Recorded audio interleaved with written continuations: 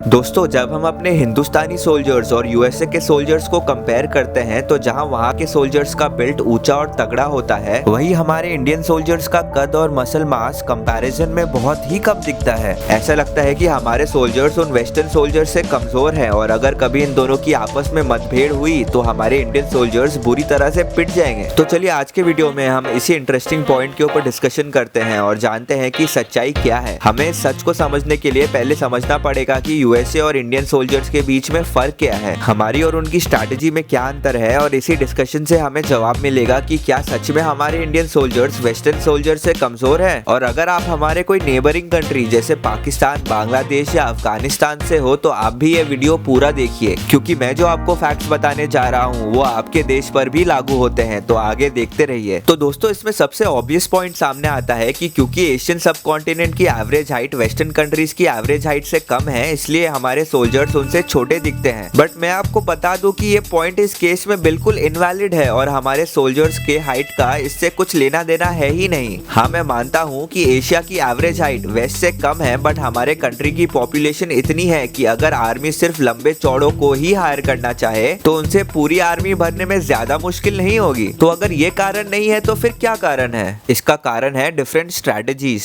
USA की strategy Bharat से थोड़ी अलग है। जब यूएसए ने वियतनाम और अफगान वॉर्स लड़े थे तो उनकी स्ट्रैटेजी थी कि वो अपने आर्मी सोल्जर्स को एक गैरिसन यानी मिलिट्री बेस में रखते थे और वहां से सारे ऑपरेशंस को लगाम देते थे। जब गल्फ वॉर हुआ था तब भी यूएस आर्मी ने अटैक करने के लिए अपने इन्फेंट्री सोल्जर्स को नहीं बल्कि यूएस नेवी को यूज किया था, और कोल्ड वॉर के वक्त भी उनके मेजर ऑपरेशन स्पेशल ऑप्स की टीम ही संभालती थी। तो बेसिकली यूएसए की आर्मी अपने इन्फेंट्री सोल्जर्स को फील्ड में उतार के लॉन्ग डिस्टेंस ऑपरेशन कभी नहीं करते। उनके सोल्जर की सिलेक्शन का प्राइमरी रिक्वायरमेंट होता है अच्छा एंड्योरेंस होना, तेज भागने में अच्छा होना और हैवी मसल मास होना, इसलिए वो इतने लंबे चौड़े दिखते हैं। उधर ही दोस्तों, हमारे इंडियन आर्मी की फाइटिंग रिक्वायरमेंट्स थोड़ी अलग है। हमारे मेजर वॉर्स हमारे नेबरिंग कंट्रीज के साथ ही हुए हैं और आगे भी होने की संभावना है। हमारी आर्मी इंडियन टेरिटरी को गार्ड करने के लिए फुट सोल्जर्स का इस्तेमाल करती है, इसलिए इंडियन सोल्जर का सिलेक्शन का सबसे मेजर क्राइटेरिया होता है उनका स्टैमिना लेवल। हमारे सोल्जर्स को लॉन्ग डिस्टेंस फील्ड में ऑपरेशन करने पड़ते हैं जिधर उनको बहुत चलना पड़ता है, इसलिए जब आप इंडियन सोल्जर्स को देखोगे तो वो काफी लीन और स्लिम बॉडी वाले होंगे, बट वो किसी से कम नहीं है। उनका स्टैमिना दुनिया के बाकी सोल्जर्स के मुकाबले अलग लेवल पे होता है। तो फिर इन दोनों के बीच में लड़ाई हो जाए तो क्या होगा? अब ये फाइट की लोकेशन और फाइटिंग सिचुएशन पे डिपेंड करता है, बट मैं आपको बता दूं कि रिसेंटली यूएसए ने सोल्जर सिलेक्शन क्राइटेरिया में स्टैमिना की अहमियत समझना शुरू कर दिया है, क्योंकि उन्होंने देखा कि उनके आर्मी ने अफगानिस्तान फील्ड ऑपरेशंस के वक्त बहुत कैजुअलिटी सहा था, इसलिए उनका रिसेंट आर्मी ट्रेंड अभी लीन होने की तरफ शिफ्ट हो रहा है। आपको आजकल लीन मास वाले यूएस सोल्जर्स भी काफी देखने को मिलेंगे। तो अगर आज इंडियन सोल्जर और यूएस सोल्जर के बीच 1-on-1 हुआ